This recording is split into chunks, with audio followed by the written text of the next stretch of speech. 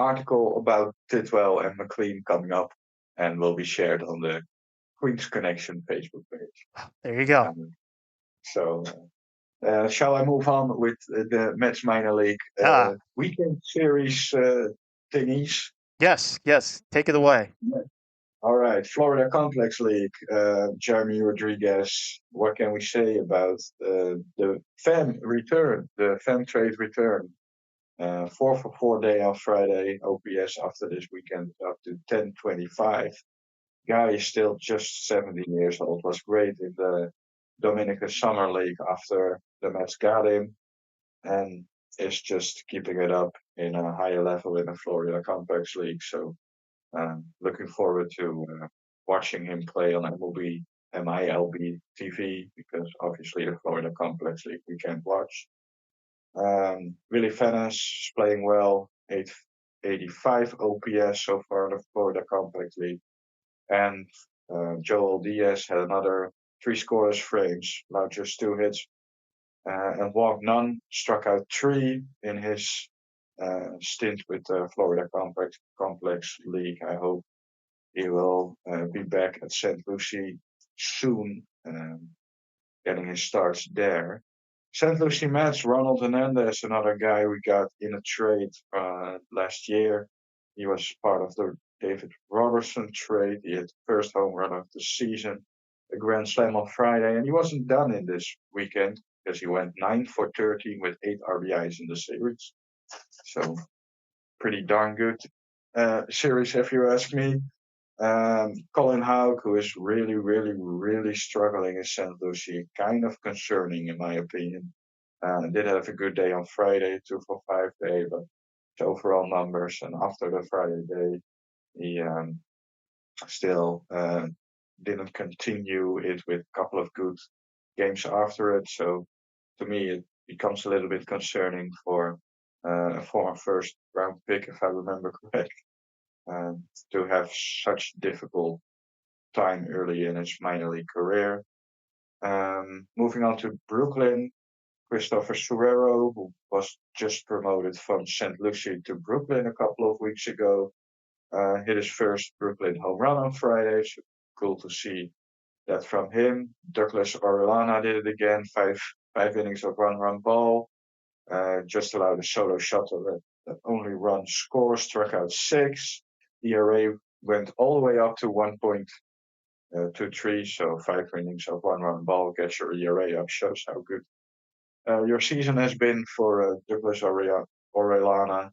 I got another look at Felipe de la Cruz. It was a Felipe de la Cruz type outing. 5 solid innings, allowing just 1 run, but tons of base runners with 4 hits and 4 walks.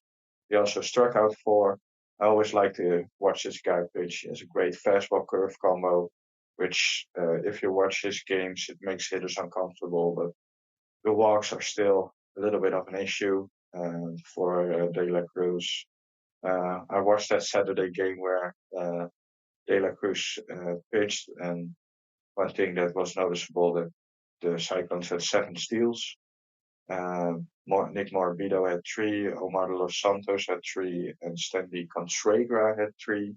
And talking about Stanley Constragra, also having a difficult start to the year, but he had a home run on Saturday, his second of the year. William Lugo also homered. It was his first of the year, guy who has shown some power in earlier seasons, so it's a little bit surprising that it was his first. They both followed with another good day on Sunday, so hopefully those 2 guys are out of their slump. Moving on to Binghamton, if you want to say something. No. You're good. You're good. I'm getting the Cleveland stuff already prepped, so you're good. All right, so I'm just doing Binghamton and Syracuse, and then we are done with it. Binghamton, I think you liked it. You have mentioned you liking this guy, Luis Moreno. He had a much needed solid outing with 4 innings of one-run ball. Alex Ramirez has struggled after his hot start, but rebounded somewhat with a true 2-hit day on Saturday. Tyler Stewart solid again, 7 innings, allowing 3 runs.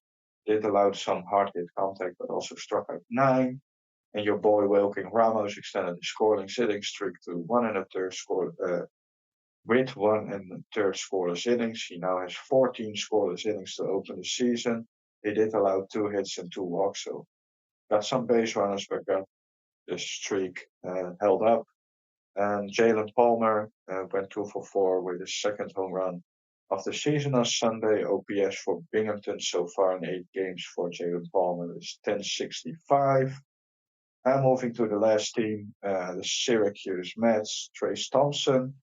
Uh, he had a series of the ages. He had his signature 3 home run day. Seems like he has a 3 home run day somewhere at some point in every season. So that was Friday, and he added 2 more in the series. OPS is up to 901 after a very difficult start to the season. So he's been hitting very well.